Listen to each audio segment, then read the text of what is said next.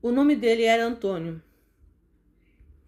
Ele havia comprado um pedaço de terra no coração do norte do Brasil, longe de tudo, longe de todos, longe do que ele foi.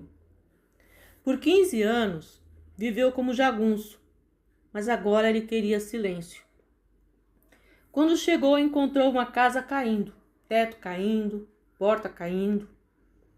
Ele entrou pela cozinha, salas, um quarto fechado e um outro semiaberto.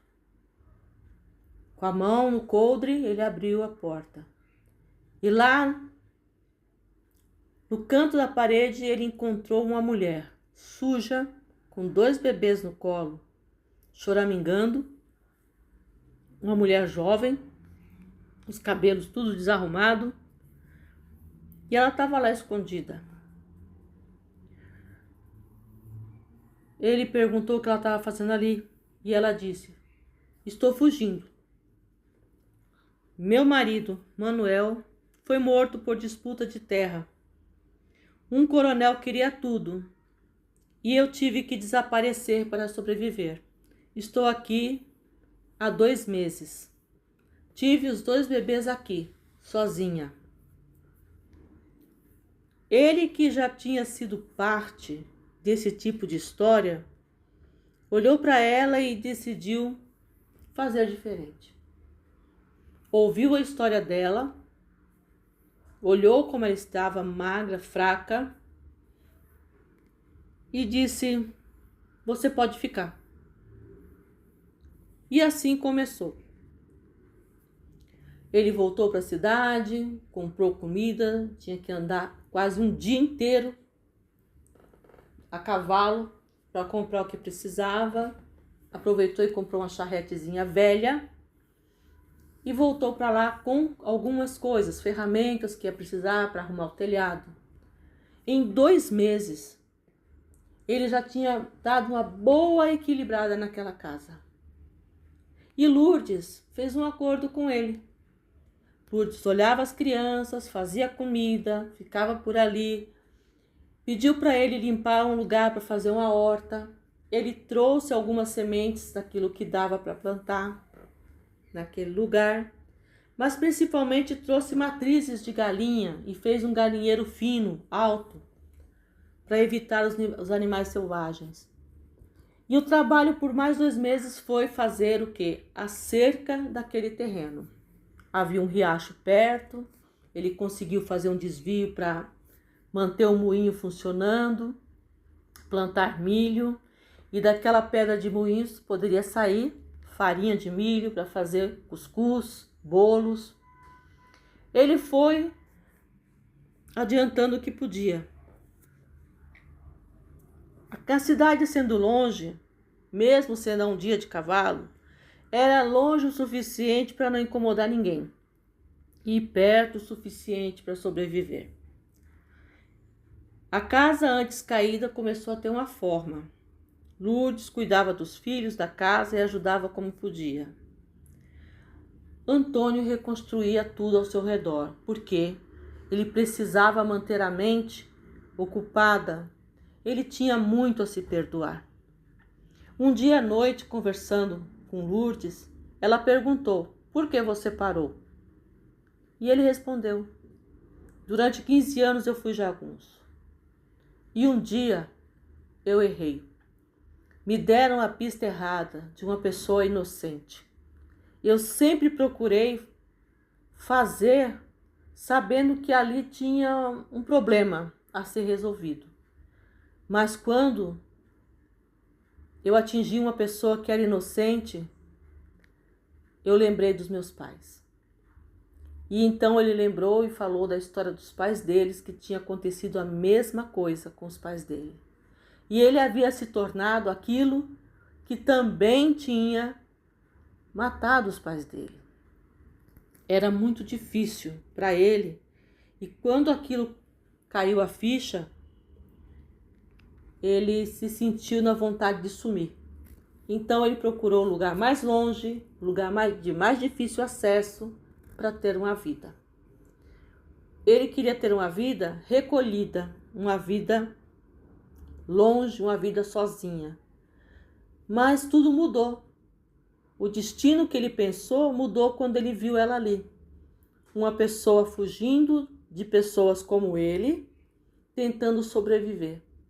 E aquilo tinha dado um outro propósito para ele.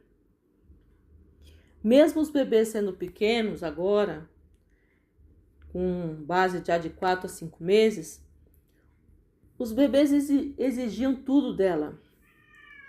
Os bebês eram pequenos, Antônio reconstruindo tudo ao redor, levantou cercas, limpou o terreiro, tudo para que ele pudesse se sentir acima de tudo, seguro. Um dia, Lourdes ouviu pela primeira vez que aquela história que ela ouviu dele não era de um homem perigoso, mas de um homem quebrado. Ela também falou: eu não fiquei com nada, nem com a terra que era minha. Se me encontrarem, eu morro. Antônio colocou a mão de novo no coldre e falou: se eu estiver aqui, não. A casa estava de pé, mesa, cadeiras, fogão a lenha funcionando, cercas firmes, um pequeno moinho, candeeiros iluminando a noite. A terra começou a dar retorno, porque a terra sempre dá. Uma vez por mês, Antônio descia à cidade para vender o pouco que produzia, principalmente os ovos das galinhas, e trazer mais matrizes para fazer mais ovos. Ele também trouxe porcos, que eram fáceis de alimentar, criar e também vender. Em poucos meses, ele já tinha uma renda de ovos, carnes e parecia bom. Depois ele trouxe uma máquina e tecidos para ela fazer algumas roupas, porque as delas estavam totalmente rasgadas, para fazer roupa para as crianças. O tempo fez com que eles se tornassem uma equipe, ele e ela. A casa começou a ter uma rotina: café pronto, comida quente, roupas limpas, mesmo que remendadas. Antônio, trazendo a máquina velha, deu oportunidade para Lourdes costurar, criar e se adaptar. O que nasceu sem ser combinado disso tudo? 8 meses se passaram e algo mudou. E ele disse para ela: eu nunca quis uma família, mas agora, com essas crianças correndo para mim, quando eu chego, o meu coração começa a se aquecer. Maria de Lourdes era jovem, tinha 18, 19 anos. E ele olhou para ela e disse: você, com seu jeito, também está aquecendo meu coração. Lourdes disse para ele com muita calma: eu amei muito meu marido. E ainda amo a vida que eu achei que teria. Mas ela acabou. Ela olhou para os filhos e disse: eu preciso seguir. E eles escolheram não o destino que tinham, mas o que estavam construindo. Ela escolheu ficar. Antônio falou: fique comigo. E ela disse sim. Muitos anos depois, o rancho cresceu, vieram gado, mais plantação, uma vida simples, mas honesta, sem tirar nada de ninguém. Isso era o mais importante. Lourdes teve mais 3 filhos com Antônio. Os mais velhos cresceram e foram para a cidade. E mesmo que alguns soubessem da história dela, ninguém foi atrás, porque sabiam quem ele era e quem ele tinha deixado de ser. Aqui eu deixo com vocês uma reflexão. Às vezes a vida não entrega o destino que você planejou. Entrega o que você precisa viver. Antônio queria solidão e encontrou uma redenção. Lourdes corria da morte e encontrou vida. E você?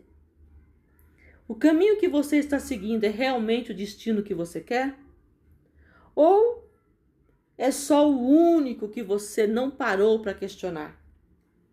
Olha, se essa história tocou em você, guarde essa pergunta. Porque às vezes mudar de destino começa com perceber que você ainda pode escolher.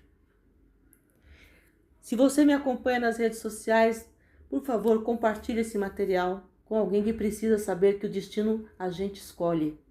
Ele não vem do nada. E se você não nos segue, por gentileza, nos siga. Nós precisamos chegar aí a 1000 seguidores para que essa plataforma entregue muito mais material, desse material que eu faço, para outras pessoas, sempre com um olhar sistêmico. Eu sou Meire Moraes, sou psicanalista, e se você quiser falar pessoalmente comigo ou online, agende a sua sessão, ok? Muito obrigada. Até mais.